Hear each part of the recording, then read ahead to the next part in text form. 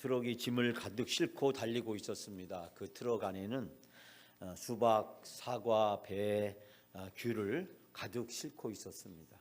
근데 갑자기 이 달리던 트럭이 멈추었습니다. 여러분, 트럭에서 떨어진 것은 무엇이었을까요? 수박이 떨어졌을까요? 배가 떨어졌을까요? 사과가 떨어졌을까요? 귤이 떨어졌을까요? 제가 중학교 다닐 때 큰 도로 앞에 저희 학교가 있었는데 가끔 지나가던 차가 교통사고로 전복이 되면 이 과일이 이 도로에 막 널려 있을 때 그 과일을 주워 먹었던 기억이 납니다. 그러면서 먹지도 못한 과일을 먹으면서 참 행복했던 그런 기억이 나는데 트럭 운전수의 마음은 얼마나 아팠을까요? 여러분, 달리던 트럭이 갑자기 멈추었습니다. 이때 떨어진 것은 무엇이었을까요? 아마 여러분들 마음속에 좋아하는 과일을 딱 떠올리면서 그것이 떨어졌겠다라고 생각을 하실 것 같은데요. 떨어진 것은 연료, 기름이었답니다. 기름이 떨어졌답니다. 연료가 없으면 차가 갈 수가 없습니다. 마찬가지로 우리도 연료가 없으면 갈 수가 없습니다. 우리의 연료는 하나님의 말씀입니다. 우리는 하나님의 말씀을 통해서 우리가 가야 할 길을 가르쳐주는 내비게이션이 되고 또 우리가 살아갈 수 있는 용기와 힘을 주시는 줄 믿습니다. 하나님 말씀이 내 삶의 연료입니다. 여러분, 오늘도 하나님의 말씀을 통해서 위로와 힘을 얻으시는 귀한 주일이 되시기를 바랍니다. 어느 봄꽃이 피는 봄날에, 이건 제 생각입니다, 예수님께서 갈릴리로 가시기 전에 사마리아에 들리셨습니다. 예수님에 대한 소문이 이때 사방에 퍼져가고 있었습니다.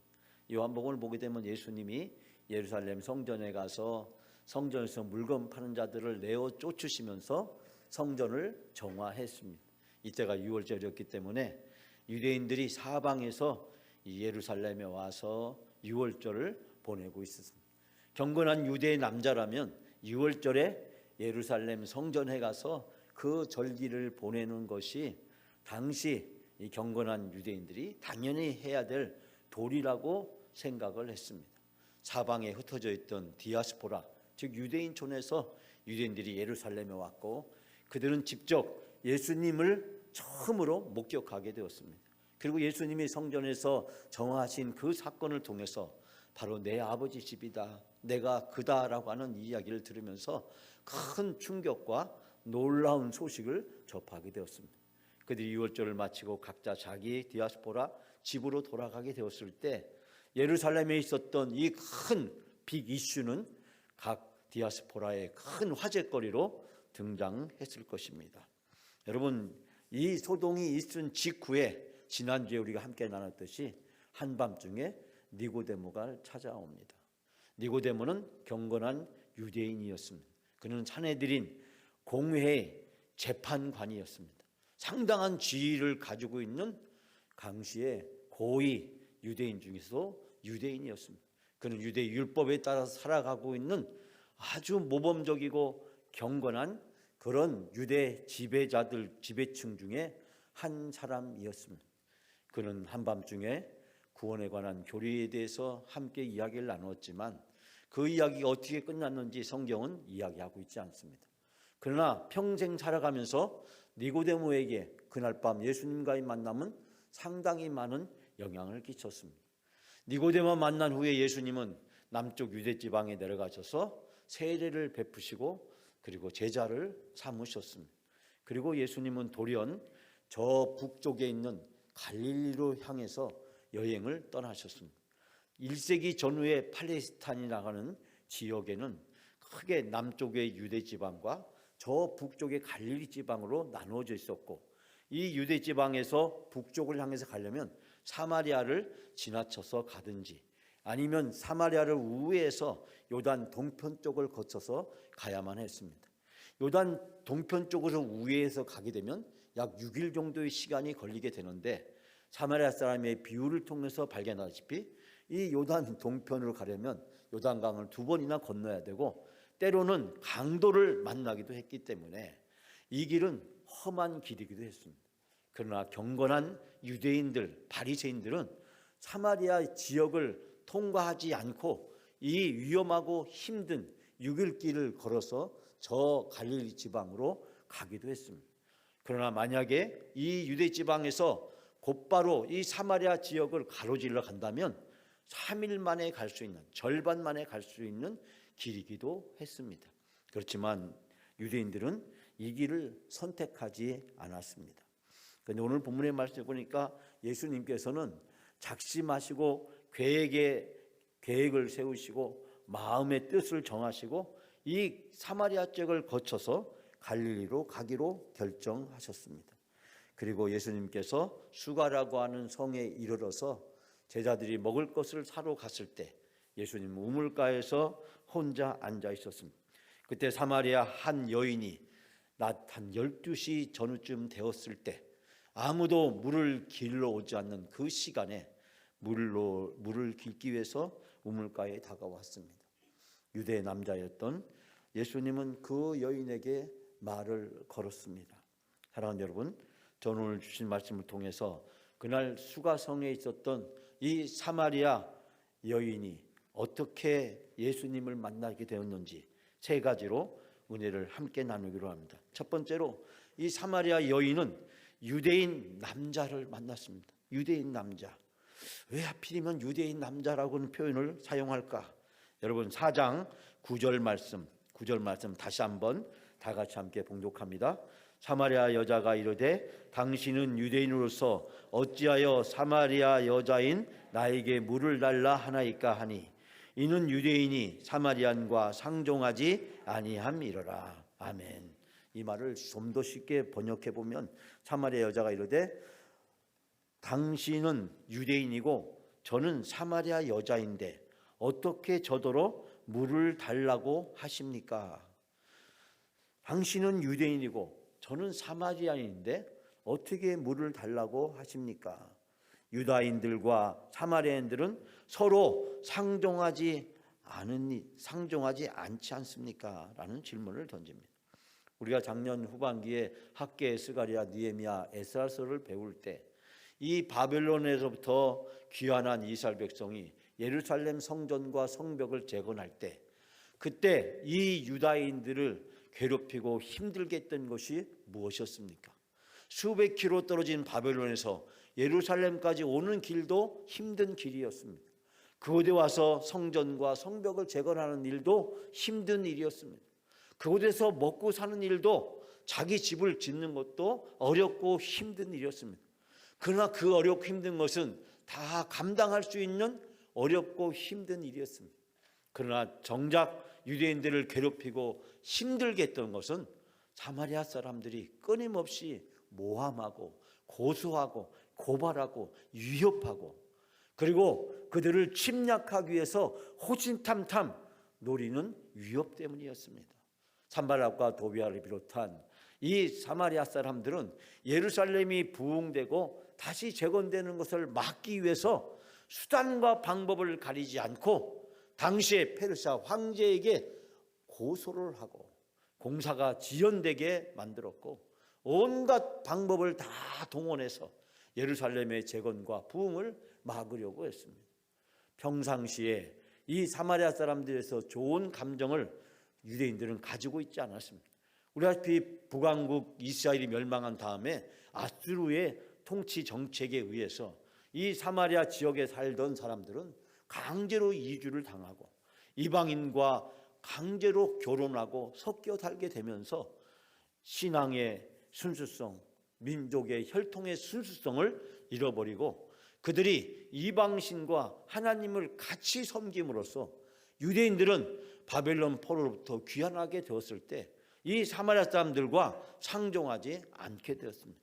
즉 유대인이 사마리아 사람과 상종하지 않은 역사의 뿌리는 어제 오늘이 아니라 아주 깊은 즉 북왕국 남왕국이 분열된 때부터 시작을 해서 그 왕국이 멸망하고 그리고 아수르 바벨론 페르시아 왕국을 거쳐오면서 그 과거에 아팠던 상처와 원한이 오랫동안 쌓여있던 것을 발견하게 됩니다.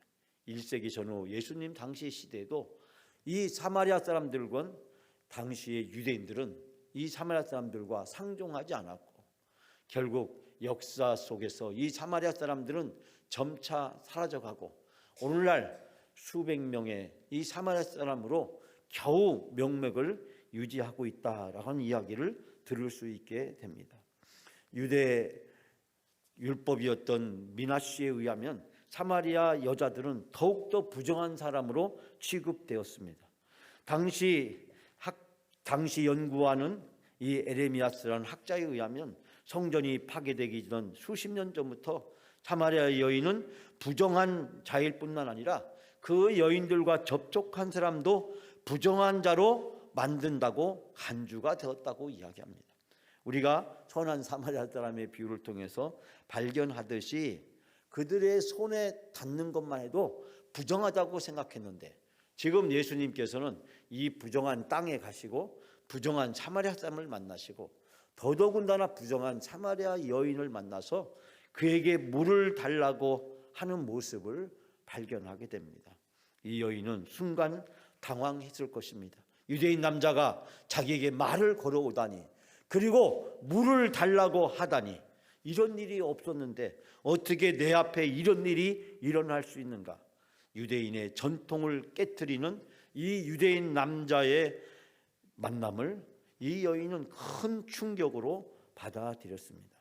사랑하는 여러분, 우리가 오늘 본문의 말씀에서 사마리아 여인을 만나게 되지만 지난주에는 우리가 니고데모를 만났습니다. 니고데모는 아까 말씀드렸지, 그는 경건한 유대인이었고 율법을 지키는 사람이었고 상당한 영향력과 지위를 가진 사람이었습니다. 그런데 예수님과의 만남을 통해서 그는 자기의 율법의 교리를 통해서 어떻게 해야 구원받을 수 있는지에 대해 질문을 던졌고, 예수님과의 대화를 통해서 그는 특별한 어떤 해답을 찾지 못하고 자기의 율법의 테두리에서 벗어나지 못하는 안타까운 모습을 발견하게 됩니다. 예수님을 만났던 당시에 율법을 지키며 살았던 유대인들의 상황을 우리는 니고데모를 통해서 발견하게 됩니다. 즉 예수 그리스도를 구주로, 하나님의 아들로, 메시아로 인정하거나 받아들이지 못하는 그 유대인의 모습을 발견하게 됩니다. 예수님에 대한 많은 이야기를 들었음에도 불구하고, 이적과 기사를 그들이 직접 들었고 눈으로 봤음에도 불구하고 예수님을 받아들이지 못하는 유대인의 모습을 발견하게 됩니다. 그런데 오늘 4장에서 바로 사마리아 여인이 등장합니다. 이 여인은 평판까지도 좋지 않은 그런 여인이었습니다. 그런데 예수님이 사마리아 지역에 가시고 사마리아 사람을 만나시고 여인을 만나시고 더더군다나 그 여인과 대화를 합니다. 유대인들은 평소에 낮에 사람들 앞에서 공개된 자리에서 여자들과 대화하는 것도 온전하지 못한 것으로 취급했다라고 이야기합니다. 그런데 그 여자가 누구냐면 사마리아 지역의 사마리아 여인이었으니 이 여인과 대화하는 것은 바리새인들의 입장에서 보면 예수님은 부정을 탐하는 것이고 부정한 것으로 간주될 수 있는 위험한 도발 중에 하나였다는 사실을 발견하게 됩니다.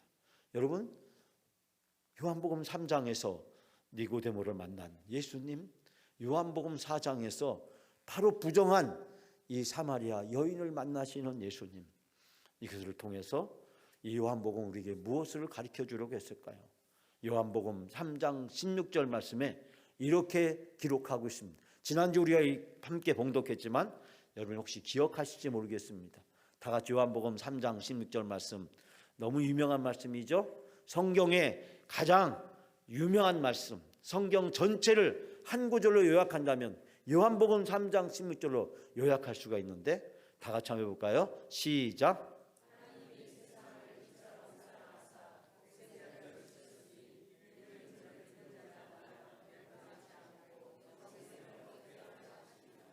아멘. 제가 여러분들 할 때 여러분 얼굴을 쳐다보지 않았어요. 괜히 여러분 중에서 내가 잘못한 목사님이 쳐다보면 어떡하나.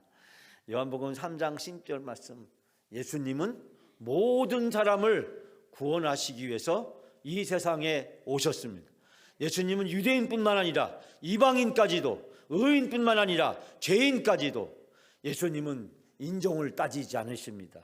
어느 민족이냐고 묻지 않습니다. 어느 지역에 사느냐고 묻지 않습니다. 예수님은 어느 국가냐고도 묻지 않습니다. 예수님은 네가 어떤 이념을 가지고 있냐고도 묻지 않습니다. 예수님은 어떤 종교를 가지고 있냐고도 묻지 않습니다. 복음은, 하나님의 사랑은 모든 것을 초월하는 위대한 사랑이심을 믿습니다. 복음은 어떠한 편견도 어떠한 차별도 용납하지 않습니다. 그런데 우리는 끊임없이 민족을 가지고, 국가를 가지고, 때로는 이념을 가지고, 종교를 가지고, 때로는 성적인 관점에서 끊임없이 편견을 가지고 차별하고 구분하고 선을 그으려고 합니다. 마치 그것이 진리를 지키는 것인 양 마냥 니고데모처럼 율법의 틀에 얽매여서 그 율법이 과거의 모세 오경의 율법뿐만 아니라 우리가 가지고 있는 종교적인, 이념적인, 문화적인, 국가적인, 인종적인, 성적인 그 모든 것들이 때로는 우리에게 율법이 되어서 하나님을 제한하고 복음을 제한하고 예수 그리스도의 능력을 제한하는 우리 자신의 모습을 발견하게 됩니다. 사랑하는 여러분, 오늘 그 모든 것들을 뛰어넘어서 예수 그리스도는 내게 오셨습니다. 그리고 나를 구원해 주셨습니다. 그 예수 그리스도의 사랑으로 여러분과 저는 구원받았습니다. 그렇다면 우리는 그 예수 그리스도의 놀라운 사랑과 은혜로 구원받았다면 우리도 내려놓아야 됩니다. 우리도 내려놓아야 됩니다. 우리가 가지고 있는 편견, 선입관, 우리가 가지고 있는 그 복음을, 하나님의 말씀을, 예수 그리스도를 제안하고자 하는 그 모든 것들을, 때로는 그것이 나의 경험이 될 수도 있고 지식이 될 수도 있고 내가 가지고 있는 학력이나 어떤 배경이 될 수도 있고 내가 가지고 있는 그 어떤 신념이 될 수도 있습니다. 사랑하는 여러분, 예수 그리스도 그분 앞에 모든 것을 다 내려놓으시는 여러분의 삶이 되시기를 주님의 이름으로 축원합니다. 두 번째로 이 여인은 선지자를 만났습니다. 요한복음 오늘 4장 17절에서 19절 말씀 다 같이 함께 봉독합니다. 여자가 대답하여 이르되 나는 남편이 없나이다. 예수께서 이르시되 내가 남편이 없다는 말이 옳도다. 너에게 남편 5이 있었고 지금 있는 자도 내 남편이 아니니 내 말이 참되도다. 여자가 이르되 주여 내가 보니 선지자로소이다. 아멘. 이 말을 쉽게 좀 너풀이 해보면 너에게는 남편 5이 있었고 지금 함께 살고 있는 남자도 사실은 내 남편이 아니다. 너는 바른 대로 말하였다. 그랬더니 그 여자는 과연 선생님은 예언자이십니다. 여러분, 선지자나 예언자나 똑같은 말의 뜻입니다. 이 여인은 예수님을 만났습니다. 유대 남자가 자기에게 다가와 말을 거는 것은 이 여인에게 큰 충격을 주었습니다. 그런데 더 놀라움에 빠뜨리게 된 것은 이 유대인 남자가 자기에 대해서 너무나도 잘 알고 있다는 사실입니다. 자기가 늘 숨기고 싶었고 감추고 싶었고 상처가 되고 아픔이 되었던, 고통을 주었던, 자기의 인생에 쓰라렸던 그 고난의 질곡을 겪어왔던 그 이혼에 대한, 자기 사생활에 대한 아픔, 그것이 남자 문제든 자녀 문제든 경제 문제든 아니면 건강의 문제든 인생을 살아가면서 때로는 우리가 감추고 싶고 드러내고 싶지 않은 나의 약점과 상처와 아픔과 시련. 그런데 바로 이 처음 만난 유대 남자는 마치 그것을 다 알고 있는 듯, 자기 마음을 꿰뚫어 보고 있는 듯 이야기를 하기 시작합니다. 유대 남자가 자기에게 말을 걸어온 것도, 선입관과 편견을 깨고 온 것도 이 여인에게는 놀라움이었는데 자기의 과거에 대해서 너무나도 잘 알고 있는 사실에 큰 충격을 받습니다. 오늘 이 사마리아 여인은 예수님의 요청에 당황했습니다. 더더군다나 생수에 대한 예수의 말씀을 듣고 야곱과 비교했을 때 어떤 호기심이 발동했지만, 그러나 자기의 사생활을 거론하고 있는 그 예수님의 통찰력에 깜짝 놀라서 예수님을 선지자로, 메시아로 인정하고 있는 것을 보게 됩니다. 눈에 보아도 보이지 않는 것까지 다 꿰뚫고 계시는 예수 그리스도, 그분 앞에서 이 여인은 예수님을 선지자로, 예언자로 인정할 수밖에 없었습니다. 사랑하는 여러분, 예수님은 모든 것을 다 아십니다. 예수님은 모든 것을 다 알고 계시고 다 보고 계시고, 그 예수님을 인정하는 여러분의 삶이 되시기를 바랍니다. 이 여인을 찾아오셨습니다. 차별과 선입관을 깨셨습니다. 그리고 이 여인의 그 고통과 아픔을 예수님은 이해하고 계셨습니다. 이 여인을 정죄하기 위해서, 비난하기 위해서, 이 여인의 잘못을 지적하기 위해서가 아니라 이 여인을 괴롭히고 있고 이 여인을 힘들게 하고 있고 이 여인을 어렵게 하고 있었던 이 여인의 상처를 보듬고 계시는 예수님의 마음을 우리는 여기에서 발견하게 됩니다. 우리를 찾아오시는 예수님, 그 예수님은 우리의 모든 것을 아시고 그 모든 것을 감싸주시는 예수님이신 줄 믿습니다. 세 번째로 이 여인은 메시아 그리스도를 만났습니다. 여러분 28절에서 30절 마지막으로 다 같이 함께 봉독합니다. 여자가 물동이를 버려두고 동네로 들어가서 사람들에게 이르니 내가 행한 모든 일을 내게 말한 사람을 와서 보라. 이는 그리스도가 아니냐니 그들이 동네에서 나와 예수께 오더라. 아멘. 사마리아 여인은 물을 길기 위해서 우물가에 왔습니다. 그럼에도 불구하고 그는 메시아 그리스도를 만나게 되었습니다. 유대 남자가 아니라, 이제 예언자가 아니라 유대 남자를 뛰어넘어 예언자를 뛰어넘어서 메시아, 그렇게 고대하고 기다렸던 구원자 그리스도를 만나게 된 것입니다. 그는 너무나도 큰 충격을 받았습니다. 성경학자 바렛은 이야기하기를 이 여인이 물동이를 버려둔 사실에 대해서 세 가지로 이야기를 하고 있는데, 첫 번째로 예수님이 물을 마시도록 하기 위해서 이 여인은 물동이를 두고 갔다.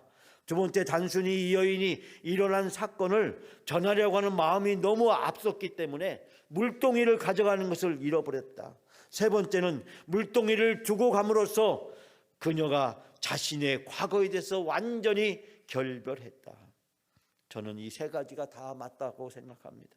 이 여인은 큰 놀라움을 겪게 되었고, 이 여인이 받은 그 충격은, 더 놀라움은 물동이가 이 여인에게 더 이상 중요한 것이 될 수가 없었습니다. 이 여인은 예수님을 만난 감격 때문에, 그 기쁨 때문에 물동이를 채워가지고 가져갈 여유가 없었다는 사실을 발견하게 됩니다. 이 여인은 마을 사람을 찾아가서 그 마을 사람들에게 와서 보라고 이야기합니다. 사랑하는 여러분, 이 마을 사람들은 누구입니까?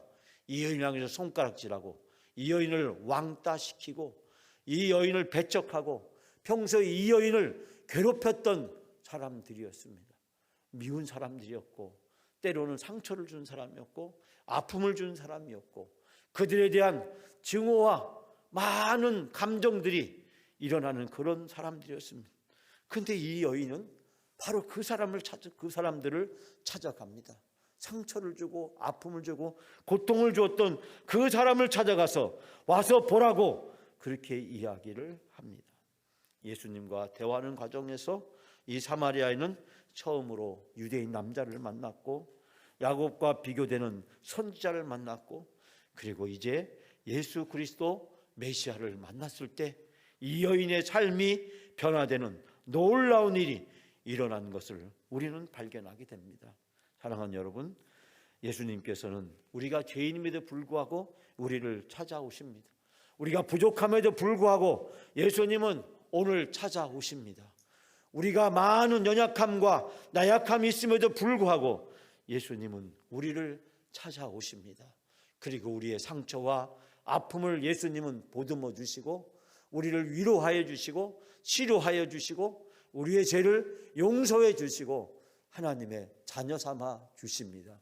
이번 사순절 기간을 통해서 이 예수님, 우리를 찾아오시는 예수님, 우리가 죄임에도 불구하고 우리가 사랑받을 만한 자격이 없음에도 불구하고 우리를 찾아오시는 예수님, 그 예수님을 깊이 만나시는 이번 사순절이 되시기를 바랍니다.